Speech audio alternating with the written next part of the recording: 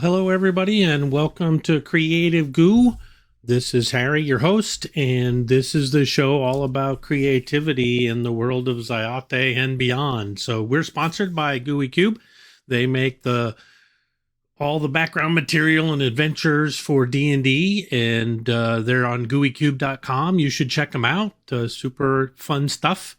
And if you want or interested in the sculpts that I do, I am on my mini factory. You can find them on the internet. You can find me as Harry Coit there on my mini factory, much like the link here that you can see on the screen. Hey, Geeky, welcome, welcome. So today, I wanted to talk a bit about a whole different style of modeling and sculpting for miniatures, and that's weapons and other accessories, potentially armor, depending on how far we get. And so let me start by explaining that when you're doing faces and other organic features and sculpts, you want to treat the model like it's clay. That's the in my opinion, the best way to sculpt faces and things like that. And I'm very much a fan of organic sculpting, but in the real world and in the fantasy world, there are things that are hard. They're not smooth and soft and malleable. They are hard. And the sculpting term or the modeling term is hard surface modeling. And there are different tools and techniques you use for that. And one of those tools is ZBrush. They've added some hard surface tools, and I'm going to be walking through some of that. And the same techniques and terms and technologies available in other software if you want to use it. Remember, this is a live stream. I love to interact with those of you that can join us, and I'll be pausing and checking for questions as I go. But I'm going to go ahead and switch to my other screen so I can show kind of the process I go through when I'm looking to make something. So I actually have a couple of different screens. I'm not going to work in the other tool that I use, PureRef, where you copy all your images into the one source so you can work from that. But I do want to encourage people to always use a reference. And when you're doing fantasy or sci-fi, some of the best techniques are to merge different images into a single object, like adding different textures to the handle of your axe or to the metal of the axe head, things like that. I'm going to go pretty straight with this one. I've already picked out an axe, and so I often just use this tool, Google search. And they have a really wonderful image search, and you can actually narrow and refine if you don't find what you want. But I found one I like. It's this just standard handcrafted axe, something a woodcutter would use or something like that. And so with this image, that's going to be the reference for my first little mini project here in ZBrush. So I have this available. We'll tab back and forth to see that. Now I'm going to come back to the actual software that I use. So once again, everybody, this is ZBrush. This is the sculpting environment that I use. And I'll be talking through some of the features. I try not to make this a training video on how to use ZBrush, but more about how I work, how I get creative, and what the end result might be. Because a lot of these techniques will be transferable if you don't use ZBrush. But I'm trying to make this interesting as well as fun for me to do. So let me get my stylus here. I have a Wacom tablet, so I'm actually working on a different model or a different monitor. I've shown it a couple of times. Maybe next episode I'll show everybody my studio again if there's interest. But and remember, Geeky, you have any questions, just let me know.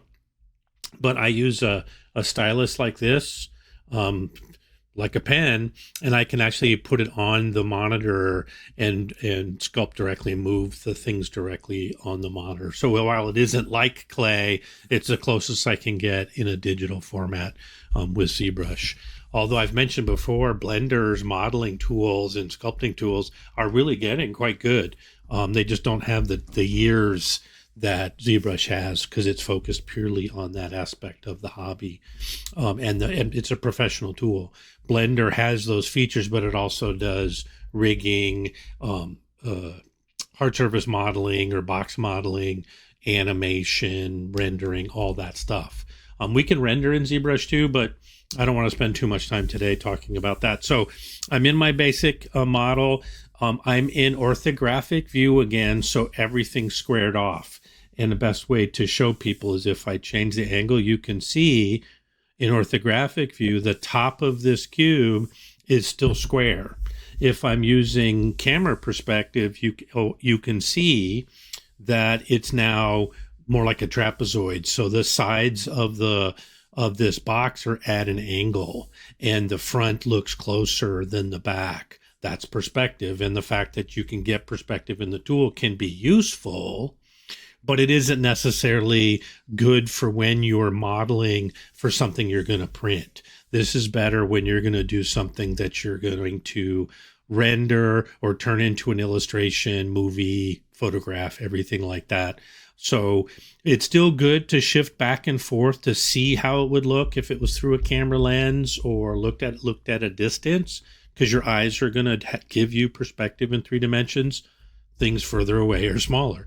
But this forced perspective can actually affect the dimensions of the object. So I generally sculpt without it because I need my 1-inch miniature to be representative, and so I need to see it in this orthographic mode. Hey, Blood Mist Axe.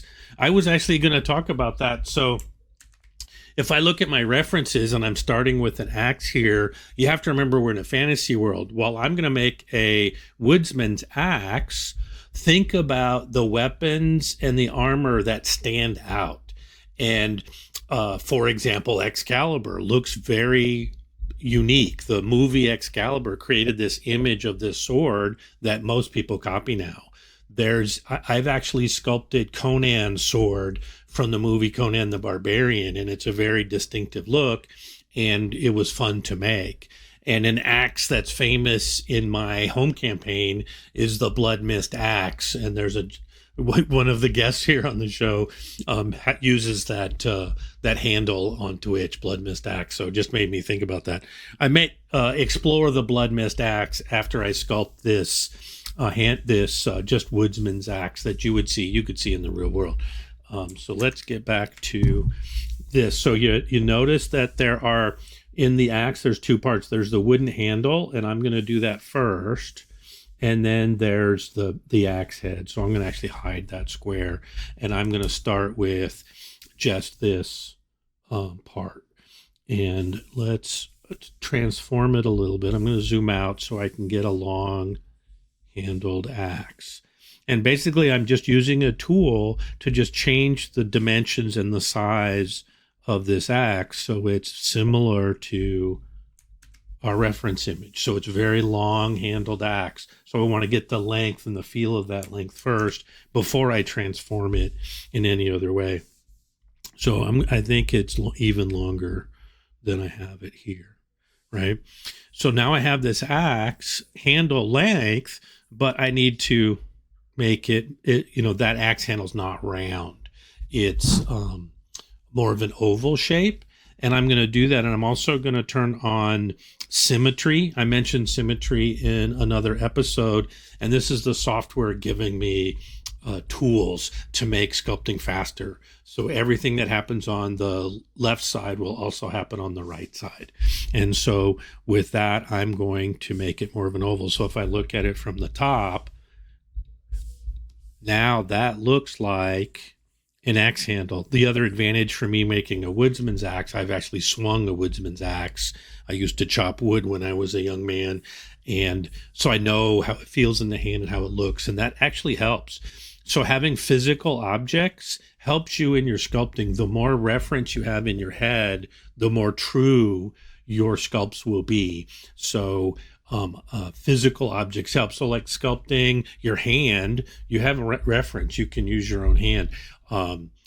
Anything you have in your house can help you practice both drawing, but also sculpting. So again, you want to consider those things when you're working in this environment. So I've got this oval. Now I want to get some of that twist shape. So this has got a bigger part at the top, so I'll probably expand that. And then it has this sweep. It's almost like an S curve, but a very, very narrow S. And then we have the top and bottom. So I'm going to try and get that S shape first. and then we can reshape the top and bottom. So another tool that you can do when you're working in ZBrush, and again, if you're here live and you're watching, feel free to ask questions or make comments. I love the interaction, so just always encouraging people to do that. And I will do that because I like, my favorite part of this is interacting with you guys.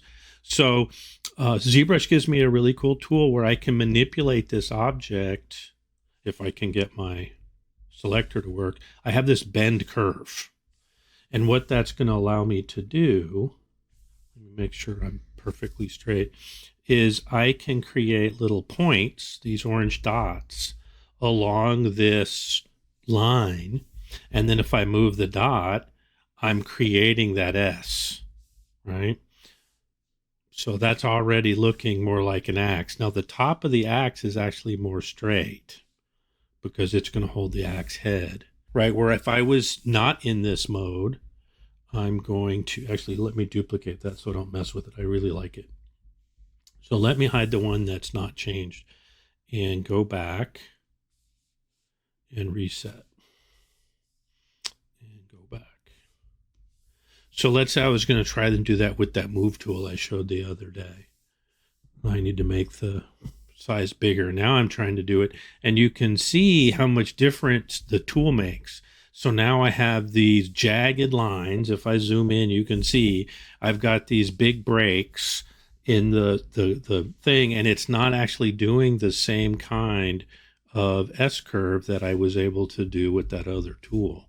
I can ultimately create a similar shape, but it's a lot of fiddling around, and then I have to do some cleanup afterwards. So I'm going to go back to my other, and you can see the difference, how much smoother I was able to capture. So now I'm going to use that tool again, and there's some other things I can do. One is I can add more of those orange dots. So my top of the axe can be perfectly straight. In fact, I'm going to bring it, the whole thing back even more. And then the bottom actually comes back too. And then I'm going to show you guys the other thing you might want to do if you're making this woodsman's axe, right? So let me turn off the orange dots and just see. And that's pretty good. It's pretty good, right? And remember, I'm a stylized sculptor, and so I'm not looking for absolute accurate portrayal. If I was actually trying to make a product that I was going to render and make it look like it was in somebody's hand or some photorealistic work, I would have to do different. I mean, I would start in the same way, but the time I'd spent making it just so is going to be more. Now, I'll put in that time if I'm making the blood mist axe, but I'm not going to put that time in for this woodsman axe because it's probably going to be in the hands of a villager or something like that. So if I can go back, you can see I'm still working in this, but I'm going to go ahead and accept the sweep. I think I like that S-curve. And now I'm going to use another tool that they give me. And again, this is hard surface modeling tools they've provided so that I can quickly make models. And I'm going to taper this bottom. If you remember in that reference image, it has this big bottom part to the axe, and I'm doing that. And then I have to do something here on the top. So I'm going to make it a little bigger up top here too. So that's pretty close. Now you can see there's still even some of that jagged part of this model. The other thing you can do, it's technology that's been around for a while that I can take advantage of, and that's subdivisions. The concept for subdivisions is mostly used for animation and CGI and technology, where I would start with this model with only 482 active points, right? So it has 1,446 total points. Well, that means it's low polygons. You can see there's not that many polygons making up this model. Because they're four-sided polygons, I can do what's called subdivide, where it's basically dividing by 4. So if I divide this, I actually get a pretty nice look for this axe. So it rounds off parts, which is part of why subdivisions can be so useful. And it's smoothing out because instead of 1,400 points, now it has 2,950. So it's 4 times more. And then I can do it again if I want. And now I'm getting a very smooth handle for my axe. And now I want to use that move brush. But before I do that, I want to fix something. Okay. Now I want that move brush back. And I want to make this bottom of the handle a little more dramatic. Capture that. And if you're using an axe, it's so the hand that you hold the bottom of the axe with doesn't go past that point because it flares out. And so that flaring is a very useful feature when you're swinging that axe and trying to chop wood. Oh, why don't I have symmetry? Good. I got back what I wanted. And then the top also was bigger because it has to hold the axe head. And so we're going to give it a little more oomph.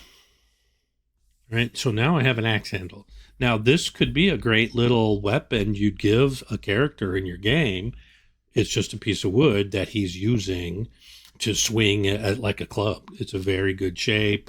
You could have a lot of fun with it. But we're going to go ahead and take it a step further and create that axe head.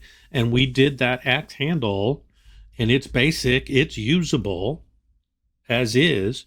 And we did that in about 15 minutes, right? So to make basic weapons, you could do this and then spend the time to detail them out, character by character or, project by project. And I'll show you some of the other weapons that I have, once we get this axe head done. So I'm going to go back to this square, and I'm going to show you something crazy when you're working with polygons. So this is a square that the tool gives me, and from the sides, I have these wonderful squares, boxes that make up the polygons, so I could move them one at a time and you can see what happens. But the problem is the top and the bottom have this weird point, and you have these angled lines from that center point. And that's because this was created with math. And so it's a calculation. And that's not really what I want, because if I divide by 4 again and add those extras, I'm going to get really weird artifacts up here when I try and do things, because it's not if I move on the side, you can see the deformation, the way that shape changes on the side is completely different than the way the shape changes on the top, because the side is all squares and the top has those angled lines. So I'm going to get rid of this and create the square a different way. And what this does, it doesn't want me to do that because I have subdivisions. So I will fix that. If I do it this way, not only do I have a smaller square, it's exactly the same number of polygons on each side.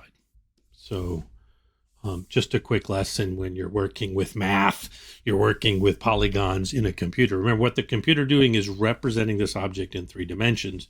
It's calculating it with math. So it can either be position, like this point on this corner is in a position in space where if I put in a floor, this spot down at the bottom is 0, 0, 0. So it actually knows where this point is based on relation to that 0, 0, 0. And then if I home, I won't take, it's pinned. Doesn't want to move it down. But it's 0, 0, 0. And so it knows where the position is, or it knows based on the math that it has 4 sides and it's calculating the math against that position. So most of us work with these polygonal cubes versus a mathematically generated one. And so now I'm going to bring back the rest of this axe and start messing around. So now this is where there's box modeling I was talking about. So there's things I can do here that's harder to do on this handle. So I can actually just use boxes and move them around and create shapes. I'm going to go back in a minute because I don't really want to do that. So that's what I mean by box modeling. I'm creating a model just by moving boxes and creating boxes. That's where it comes from. But it doesn't have to be a box. It could be a sphere, a circle. It could be oval. It can be other shapes.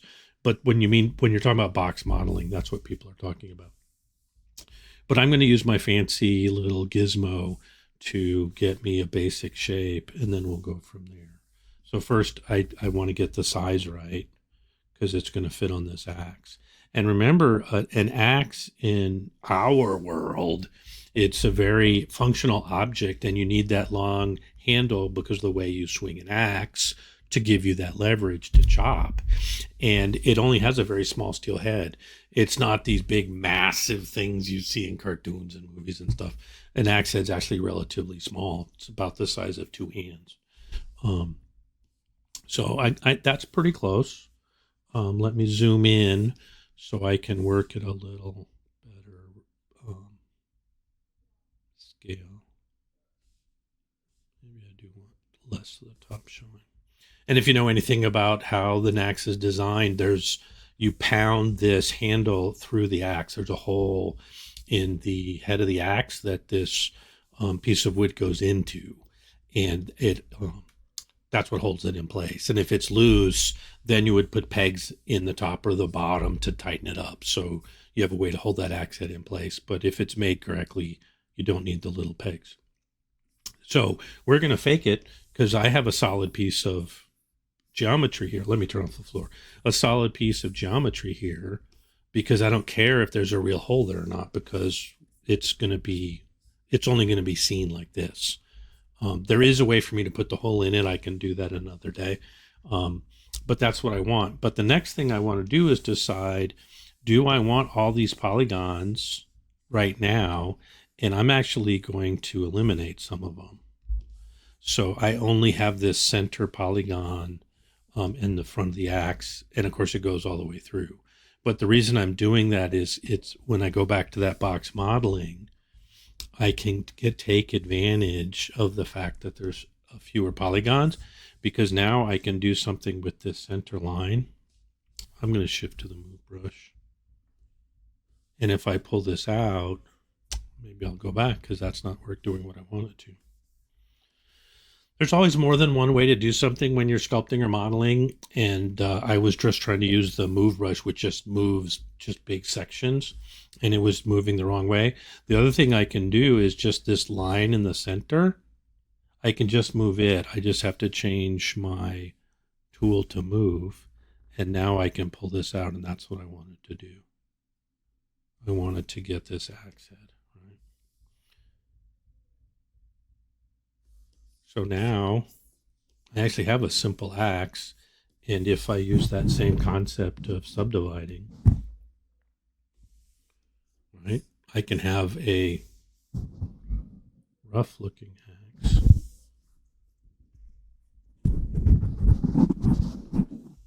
And because I'm subdividing, because it's smoothing it makes it smaller. But I can actually get some of that back by, whoops, I don't want to move it.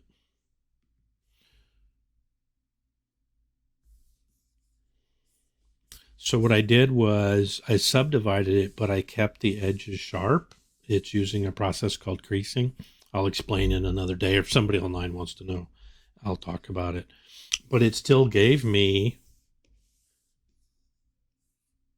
it's not showing because I'm using another technique, but I now have, instead of 18 sides, I've got 8,438, right? So I have a lot of geometry, so I really don't need that. So I'm going to go back to 0. Let me turn that off completely for now. I didn't actually need it.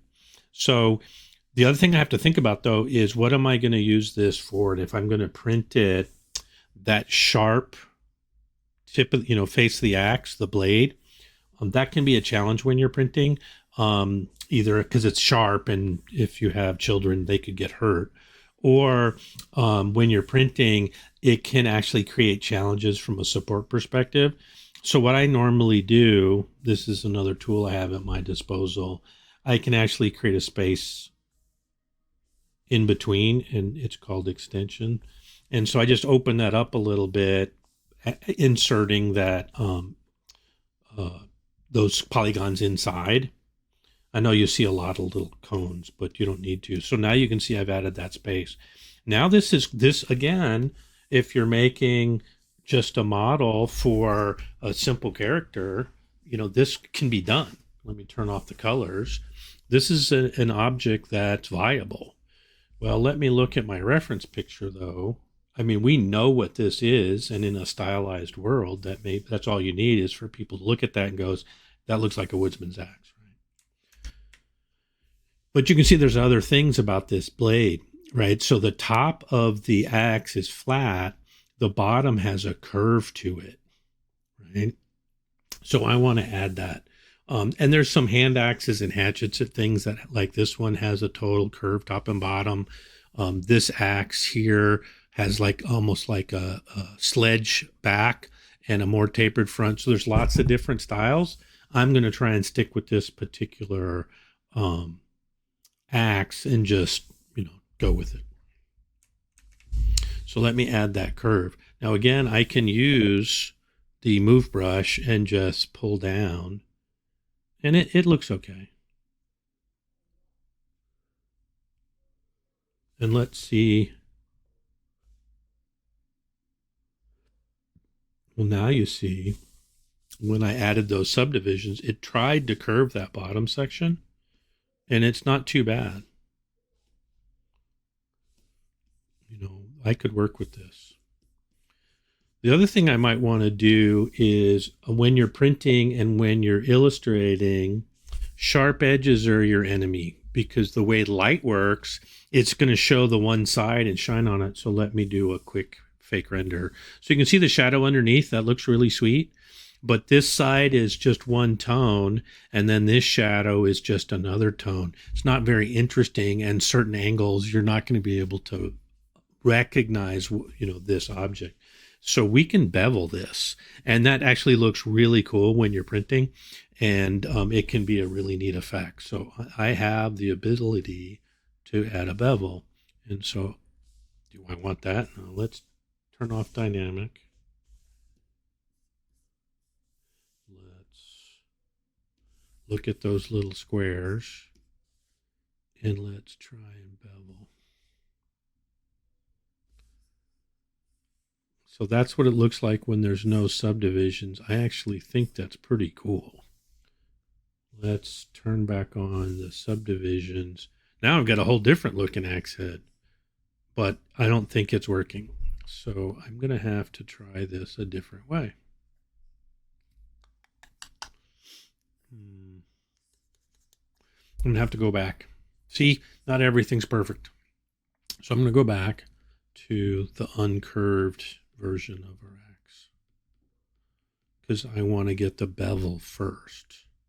So now I have this axe, and I think I want to get rid of that space in the middle where it's just the pointed thing. So if I turn on the colors, you can see better. I'm now back to just a few polygons. Let me zoom in and rotate, so you can see the number of polygons on the top and the bottom. The other thing you'll notice too, when I move the point of the axe head out, I end up with these polygons on top. They're still four sides, but they're almost like house shaped, right? But on the side, I have a full polygon here.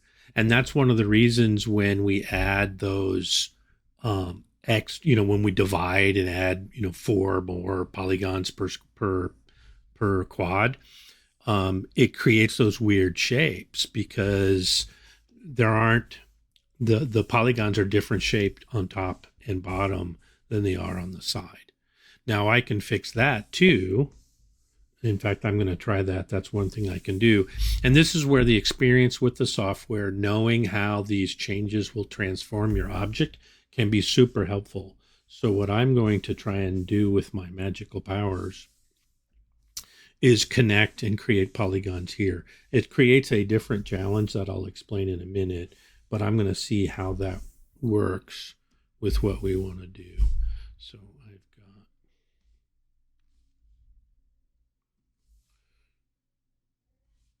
no, that's not what I want.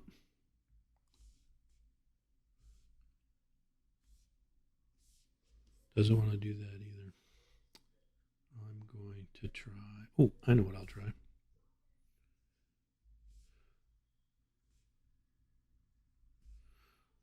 Now what this does is now you can see I've added an extra set of polygons by adding a whole line of across that whole model. And that's going to allow me, when I do the dynamic again, it gives me a more rounded look first. Let me turn off the colors. A more rounded look, which is nice, but it's still sharp back here. And you can see that it's making this line more of a curve as it's trying to maneuver. And so it actually also keeps the point sharp. So that's actually nice. Adding that extra poly loop, it's called, to the model has been really useful. Now the beveling is still not working the way I want it to. So I'm going to try something.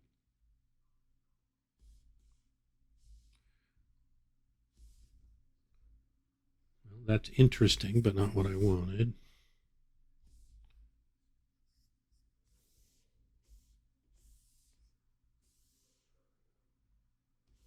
Can we see it? So it's created the bevel across the top, which isn't terrible. Let's do the bevel along the bottom. Oh, that's the bevel I wanted. Let me try that again.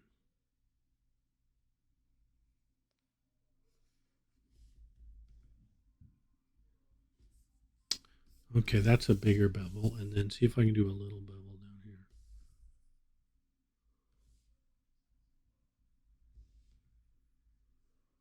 No, not what I want.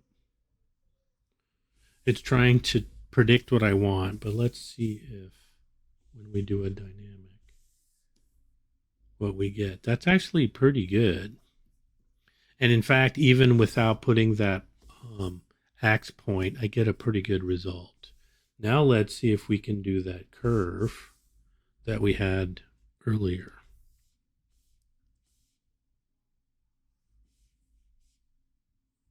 Oh, I need a bigger brush size. Yeah, now I'm getting a pretty cool axe head here. Need to make it a little bigger so it looks like it actually fits on this axe.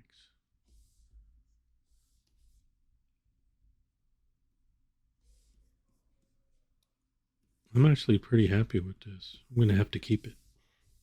Still need it to be a little wider so it shows on the side. I can see a woodsman hanging around with this axe and hunting down player characters.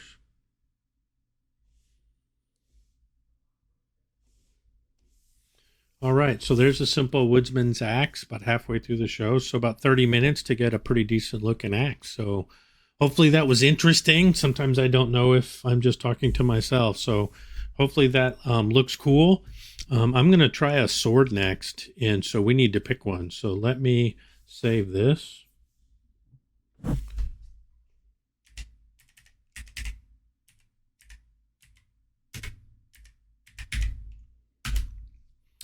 Before I pick one, let me actually show you some of the weapons and things that I've done. So I've got all my stuff on my hard drive here.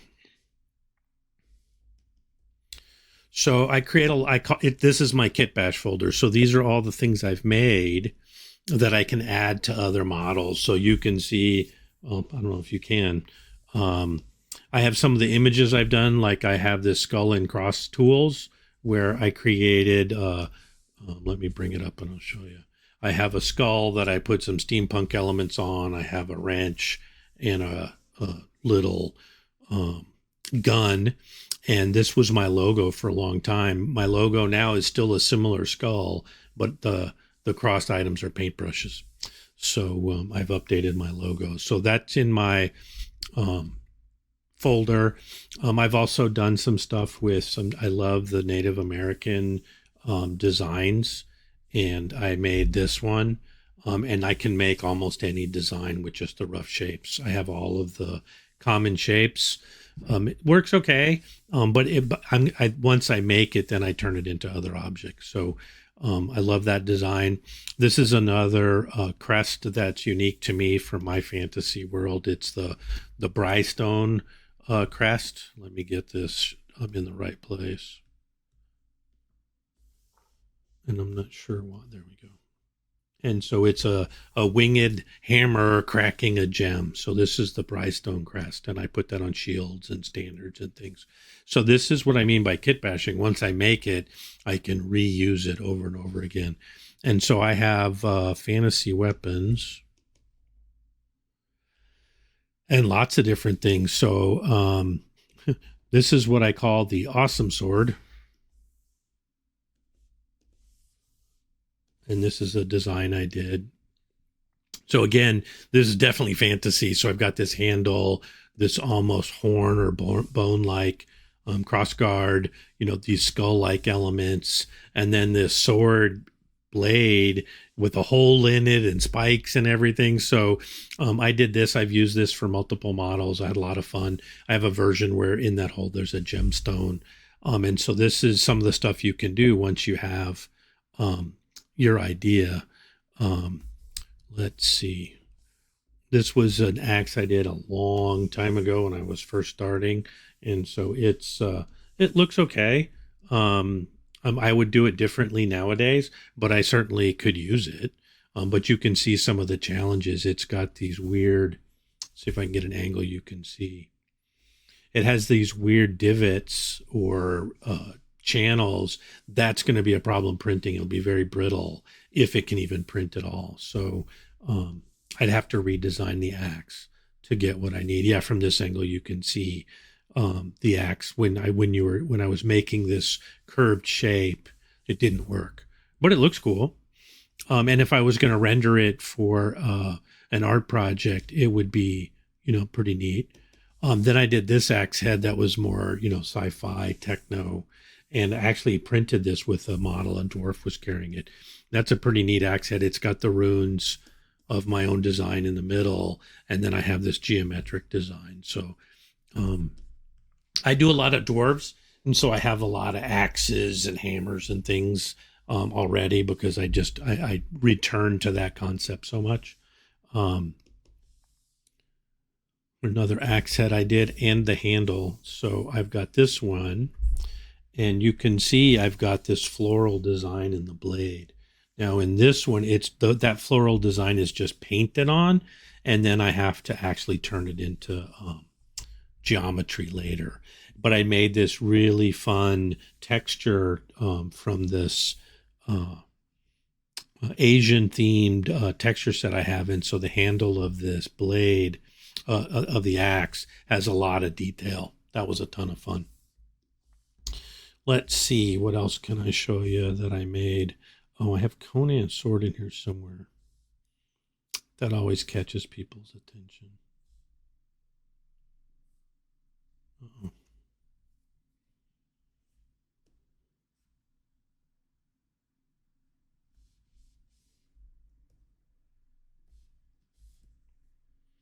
No, this is similar to that awesome sword. It just doesn't have that hole in it. But I used that a couple of times.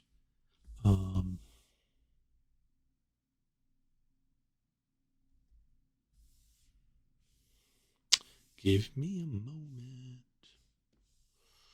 I have so many.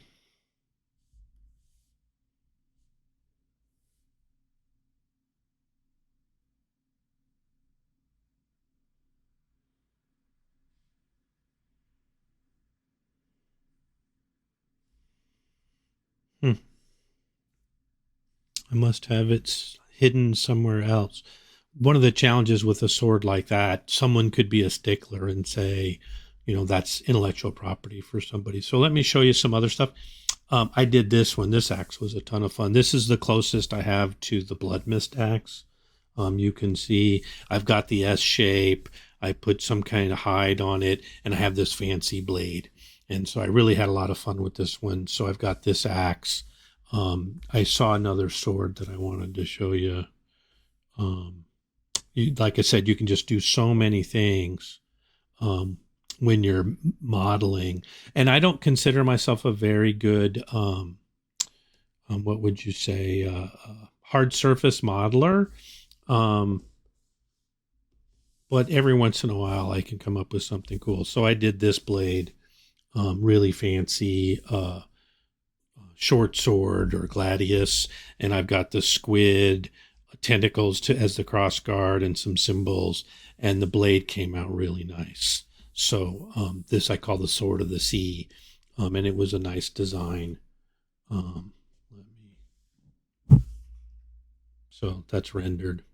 I was pretty happy with that one. I was just making fun stuff, and it's really disappointing that I can't find. For gaming, what I did too is I made some animated weapons. There's some spells where you make an animated weapon. So you've got the ground.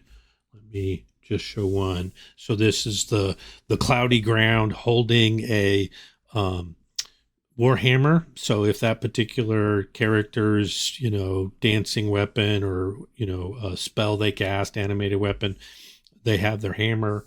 And then I have one where it's this rough sword blade. And I've done a couple of others. So I can make a custom dancing blade or dancing weapon or spiritual weapon, all these different kinds of magic. I can create something for a character that's thematic. And that was a lot of fun making some of this stuff.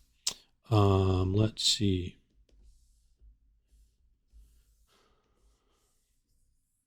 Yeah, this is soloed again. So I did this mace. This was pretty fun. There was some new techniques that I learned so that I could get the mace head the way I wanted it. It looks really slick. It prints out really fun. So I have the details in the handle. So you have the wood grain. Let me make it a little bigger. And do a quick render on it so you can see. So I've got wood render, I've got some straps, I've got the metal components to hold it, and this really fun mace head. So these are all kinds of things. And once you have a library of these as an artist, I can add them to characters. I even have a double blade that I've used on a character or two, reminiscent of a certain Klingon. And this was pretty fun to do. I've done that with a dwarf, and I've used it with something else. There was this is a crossbow I designed for a character. That was really a lot of fun. So I can make, you can make all kinds of things. So this is just a simple crossbow. I've got some, designs on the back. It looks like a functional crossbow, but I don't need it to actually work. So you just want to have the, not illusion, but you want it to feel like it's the object in question. So this would be a light crossbow that somebody could have on their back or be carrying or whatever. Some of the items I do are less realistic. Like this is definitely very stylized. So I've got this bow case and quiver, and the bow prints out really well. You can see all the detail, but the arrows are incredibly simple. And partly because they're going to print so small, this just gives you a simple surface to paint. And if you painted it, or if you sculpted these like feathers, they'd be very fragile and they'd probably break. So this is where being a stylized sculptor, I can do this. It looks cool, doesn't detract from the miniature, but it's not the level of detail that other sculptors will provide, including sculptors of miniatures. They will put in the effort to make these look like absolutely realistic arrows, and that the bowstring would be very realistic looking with the twist that you would put in the sinew or the hide or whatever you're using for the bowstring. Let's see, I'm going to do, there was one more thing I wanted to show. I'll just do this one, and then we'll actually make a sword.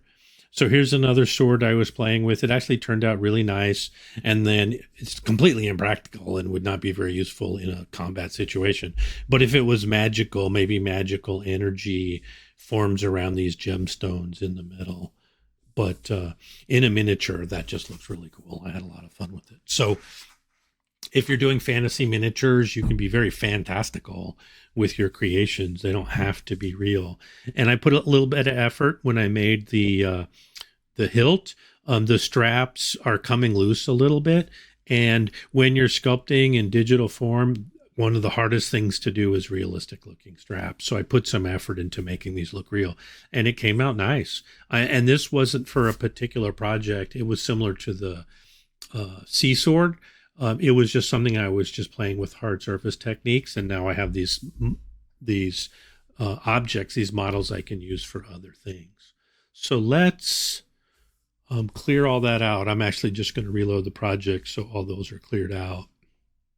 I've already saved my little axe. And we're going to make a sword.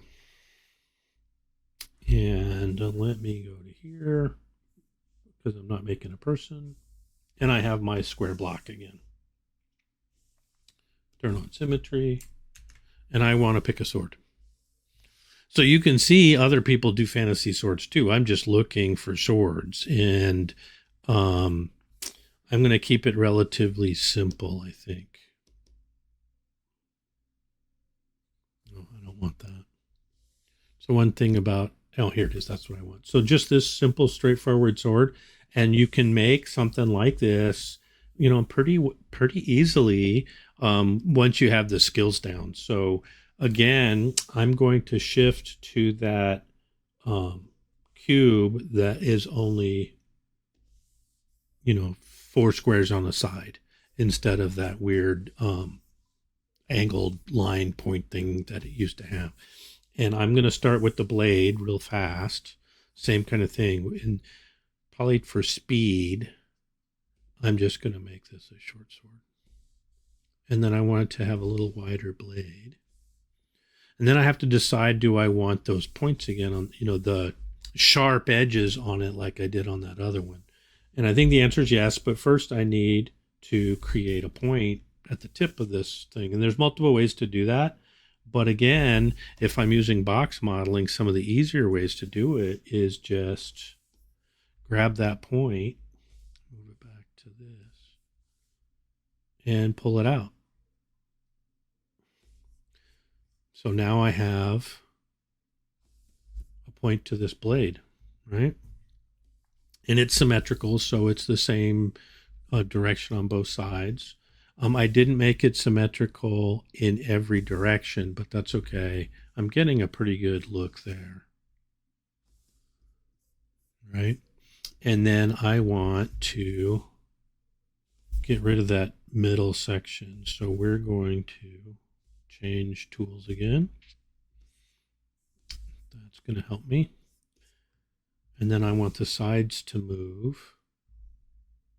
So I need to change again and then pull out.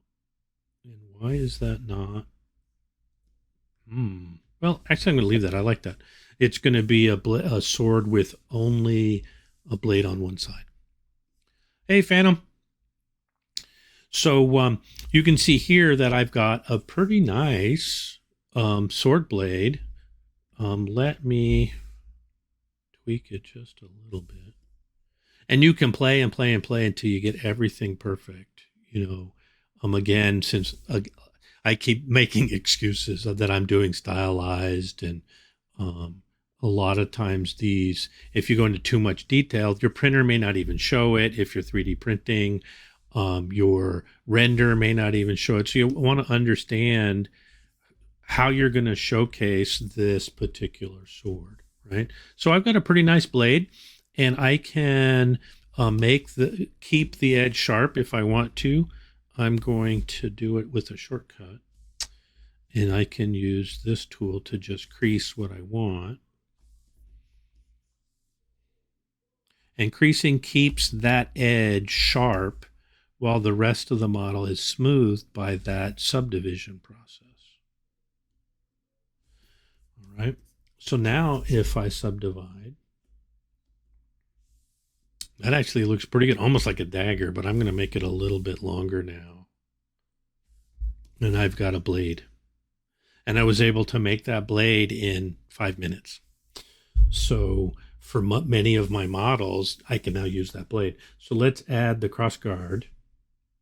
And I'm going to use a tube again.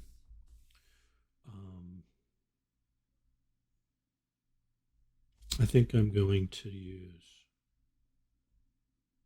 that tube. So the same, let me show that real quick again. So this cylinder was made using math again, and you can see the nice, wonderful, smooth side squares or rectangles. But if I look at it from the top, there's a point in the center and it becomes these triangles. Well, number one, triangles are the enemy of subdividing. And the other is this is going to create weird artifacts when I'm trying to model it. And so this can be powerful if I'm just going to use the math for the cylinders. And I use cylinders a lot, just like this. But if I'm going to be sculpting and box modeling, I can create a different kind of cylinder. As you can see, if I zoom in, it's just 4 sides on top and bottom. And then the sides are more of a hexagon. So there's squares on the sides. But if I subdivide this, I can get very smooth shapes, right? Very smooth. And then if I increase the number of subdivisions, very smooth. And then I can manipulate those shapes and get different things. So you can leverage that subdivision surface to get a lot. Now, again, when I was sculpting with organic, I didn't use subdivisions. Now, if you're rendering for video or games or other things, you do use subdivisions. But since I'm sculpting, I just want the polygons I need to sculpt. And I don't have to worry about whether it's going to be smooth like this or not. I'm using different techniques. But if I'm modeling like this, I really want to understand what's going to happen when I change the shape or move these bits around. So I like that smoothness because I'm going to create this crossguard we talked about.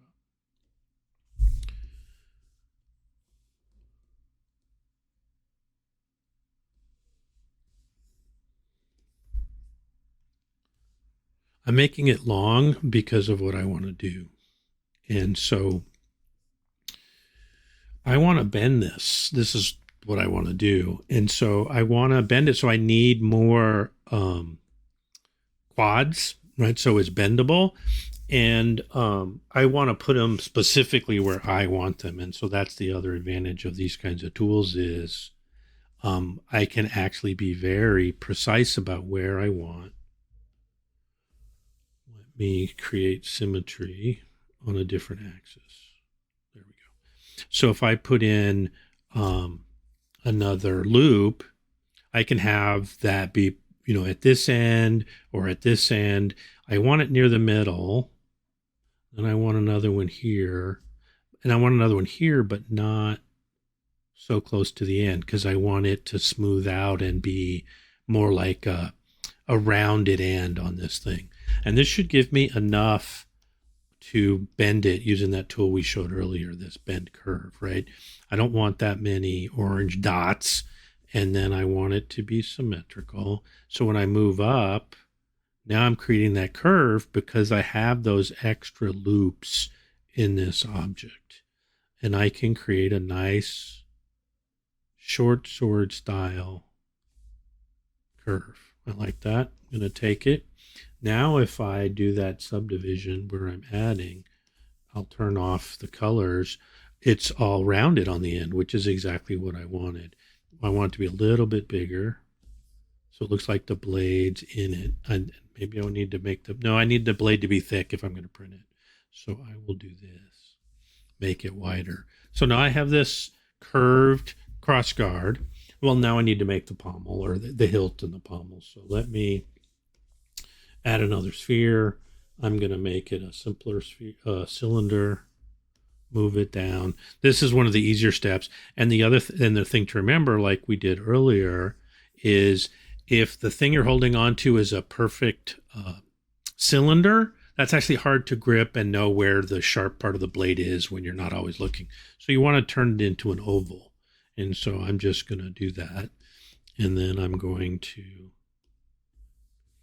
make it smooth. Now, for some reason, it made this line sharp. So I'm going to do that in a different order. And I'm going to make it smooth. Yep, I like that. Now I want to move it around and get it into place. And again, I could use this as is.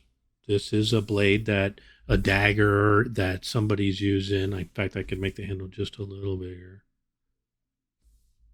And this makes a nice little dagger. I could curve the blade and make it, more wicked. I could add, the marks in the back so it, could catch and pull and tear. And then I could add, add a little ornamentation.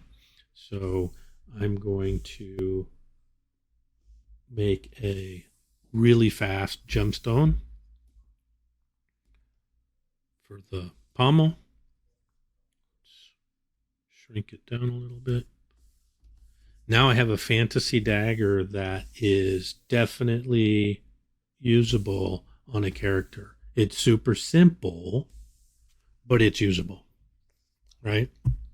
So that's what I do when I need to make, when I'm working on hard surface and when I need to make weapons and accessories for the characters that I print. And so I could put this in a character's hand, stick it in a boot, stick it on a sheath on their belt, put it in his teeth, all those kinds of things because I have this available. And from this base model, I can make it more ornamented. So I could add details to that crossguard. I could make the gems more realistic looking, add straps or leather around the handle. I could curve the blade or change the shape of the blade. Once you have this base model to work with, you can add all kinds of things. If you wanted to tie a string to it and have ribbons that dance with the model, you can do that. I have a blade dancer that has ribbons coming off their weapon. So there's all kinds of things you can do once you have these base models, and building a library of the models is a very powerful. I'm going to save this so I don't lose it. So now, just in today's episode, I was able to create a woodsman's axe and a dagger just as part of showing you these techniques, and they're good enough for me to use in a project going forward. Like, I'm just already thinking that what I would do is create a ring on part of the crossguard so that, I always think it's weird, but it's a real technique to put a ring in a knife that you put your finger through when you're fighting. I always think you'd break your finger because I have used a knife as well, but they really exist, those ring spaces for your finger. The other thing you could do is actually turn the knife hilt and put slots for all the fingers and make it like brass knuckles or a blade. So you could use it in both ways. So all kinds of things. Just by looking at this dagger, I have ideas for expanding it and making it different. So inspiration can come just from making these weapons. And I don't have a character in mind, but I can see this dagger being a wicked dagger you would use in combat for your, fantasy character. I could make this a rogue's dagger, pretty handily. And didn't see a lot of questions tonight. I hope that's okay. And I'm going to wrap it up here. And I hope you guys had a great time. I certainly enjoy showcasing some of these techniques, my thought process, my workflows, and I just love ZBrush. If you can afford it, I encourage you to dig in if you're a sculptor. It's certainly been a tool that I use. I'm in ZBrush pretty much every day, and it's my hobby. It's not even a full-time job. So that's how passionate I am about it. Anyway, it's been great sharing my creativity with you guys, and I hope to see you again next week, and have a great weekend.